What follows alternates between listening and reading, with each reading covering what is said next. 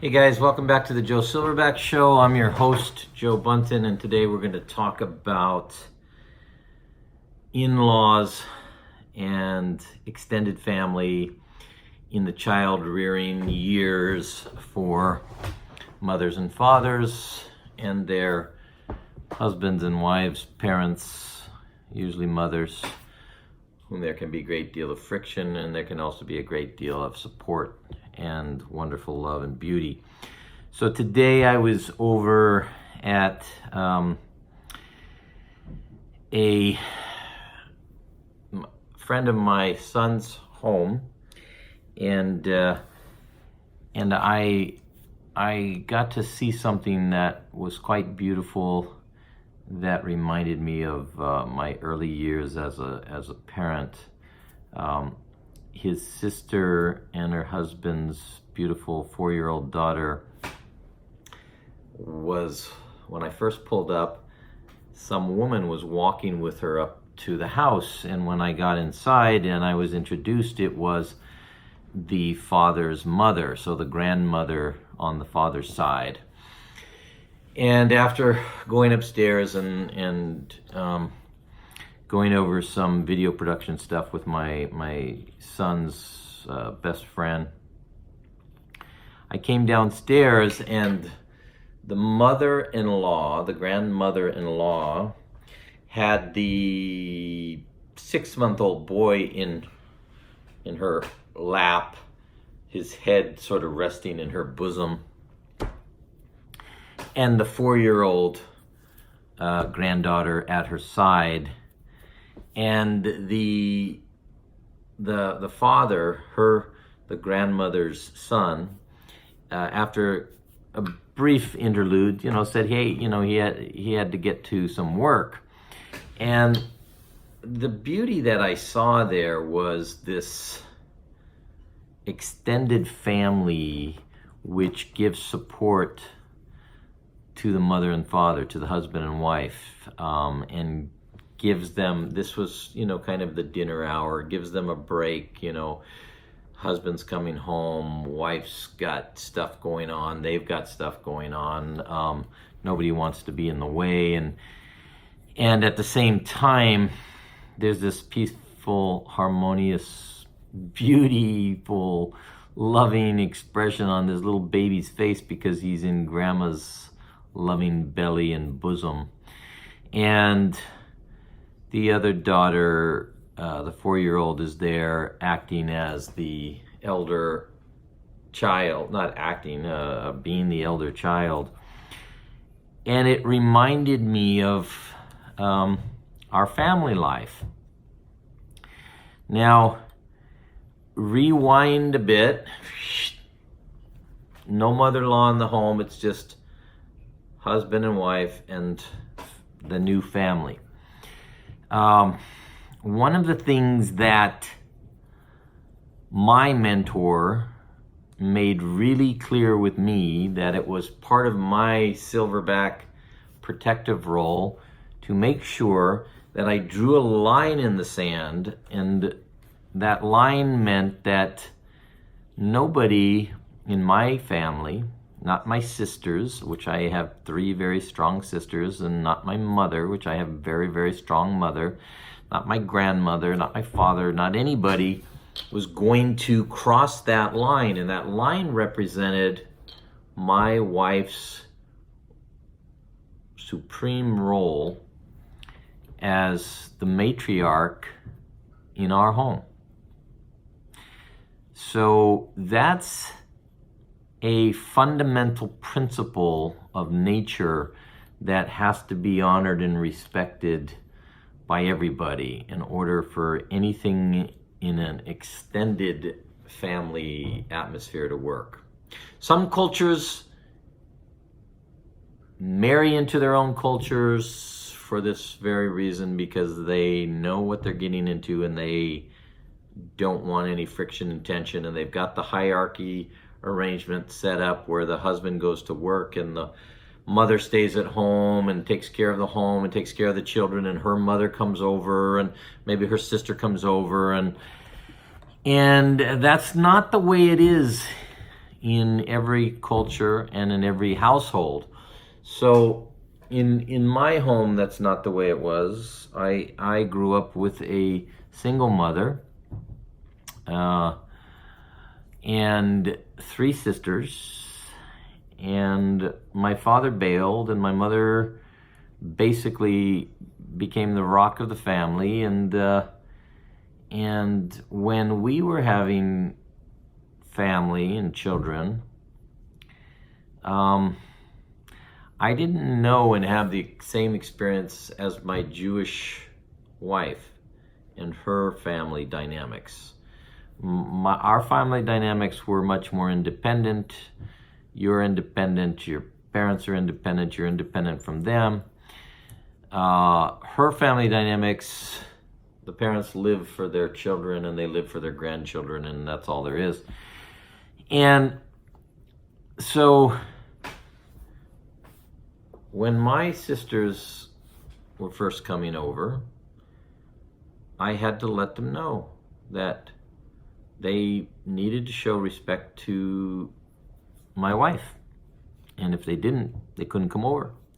And I needed to let them know that they couldn't interfere with her plan and her rules and her way with our children. And if they did, they couldn't come over. And that extended to my mother. And my mother got it, and my sisters didn't. And my sisters didn't come over. And my mother felt really bad. And I wouldn't change it for the world.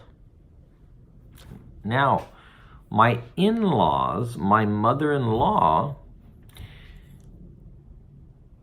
typical Jewish mother-in-law, loved her grandchildren more than she loved her own life and wanted to be a part of that so much, but understood that when her daughter said, "You can be here this much of the time, and when Joe comes home, you're not going to be here because he needs to come home and bond with his kids and bond with me and not bond with you."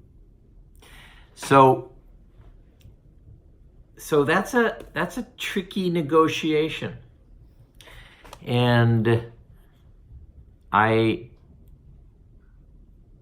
am crystal clear that the priority always has to go to the mother and the father. The mother needing to be totally respected as she's the matriarch of her own home, and nobody, even the to be respected parents or in-laws, can impose upon that. There's polite ways of doing this. There's an amount of times they can come over, and there's times when they can come over and when they can't come over, and that is up to only the couple. If the husband doesn't respect the domain of his wife in their home above his own mother, he needs to have his ass kicked. Gonna say it again. If the husband doesn't protect the sanctity of his wife in their home above his mother, he needs to have his ass kicked. That's a sacred rule.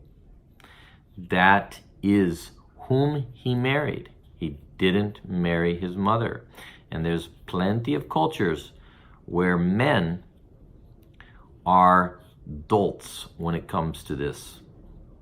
They have been spoiled by their mothers, and they love the extra attention, and their wives don't give them the attention that their mothers do, and they allow their mothers to come over whenever their mother wants, and they don't get in the middle. That is a mistake. Okay? The silverback is provider and protector, and first and foremost, he's got to protect his wife. First and foremost. He has to respect his mother. He has to be respectful to his mother, but he can politely let her know that there are times she can come over and there are times she cannot come over. And it's up to his wife and him to determine that, not her. If and when that can happen, there's a beautiful dance that can take place. If the mother-in-law can show deference and respect to her son's wife, she can come over whenever they allow it, and she can contribute the most beautiful gift to her grandchildren and to their children. But if she oversteps her bounds, if she ignores natural law, if she ignores that there's only one woman who rules the roost and rules the home, and that's her husband's wife, or if it's her daughter, that's her daughter.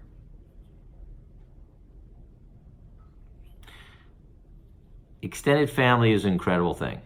Today, in the United States, with the emphasis on our economy and making money and always working and producing and never having enough time for vacation, never having enough time to really rest and relax, never having enough time to just chill with family. Extended family can be incredible. My son, 29-year-old son, he and his wife, they have a 1.5-year-old and a 3-month-old. And my son has his aunt who comes Mondays and Fridays and takes his 1.5-year-old for the day. It's a beautiful, beautiful extended family arrangement. She's not hanging out with them. She takes him with her to whatever she has to do for the day. He gets to be with loving, not grandmother, but grand aunt. Mother gets to rest. Mother gets to take care of 3-month-old. Father gets to know that mother is being provided and protected and taken care of. It's a beautiful thing. His wife's mother comes, takes his wife to the gym, to yoga class, to the spa, and he takes care of the 2 kids for a couple hours. It's a beautiful thing. They come down to grandfather's house. They get to sit on the beach. Children play with grandpa. It's a beautiful thing. My wife, my current wife, her parents spend May, June, July, August, and part of September, so about 4.5 months at their summer home in their dacha, working the garden. Her sister comes for 4 months from Siberia to the warm place where their dacha is with her 2 kids. And her sister gets to go into town and have her nails done and go to the salon and go out with her sister, go out with the mother, and these kids stay at the dacha in the garden, helping grandpa, jumping on grandpa. It's a beautiful thing. But you gotta know the boundaries, and you gotta have the boundaries set. You gotta accept the territorial imperative. And it can be a really, really wonderful thing to have the help of extended family, especially in a world where a often both parents are having to really work hard. Oftentimes both parents having to work at contributing economically. It's a balance. Always look to nature. Always ask, how is it done in nature? Always look at the laws of nature, because they are inherent in all religious, ethical, philosophical issues. Namaste. That's it for the silverback.